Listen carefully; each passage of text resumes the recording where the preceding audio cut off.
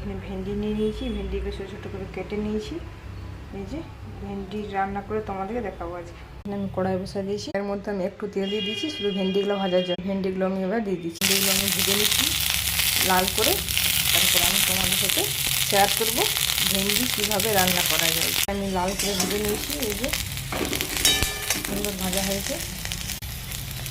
ভেন্ডিটা আমার ভাজা হয়ে গেল, উঠে নিলাম ভেন্ডিটা। আর একটু আমি কড়াইয়ে তেল দিয়ে দিলাম, এখন তেল দিয়েছিলাম ভেন্ডি ভাজার জন্য।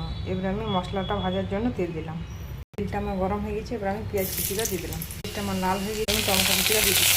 টমেটো আর পেঁয়াজ লাল করে ভেজে নিচ্ছি আমি। মশলা দেবো শুধু সাদা সরষা আর শুকনো লঙ্কা, আর কিছু দেবো না। আমি পরিমাণ মতো নুন দিয়ে দিচ্ছি। পেঁয়াজ টমেটোটা ভালো করে আমার ভাজা হয়ে গেছে, আর শুকনো লঙ্কা বাটাটা দিয়ে দিচ্ছি। আমি হলুদ গুঁড়ো দিয়ে দিলাম। আর গা থেকে আমার তেল ছেড়ে গেছে, ভেন্ডিগুলো দিয়ে দিচ্ছি।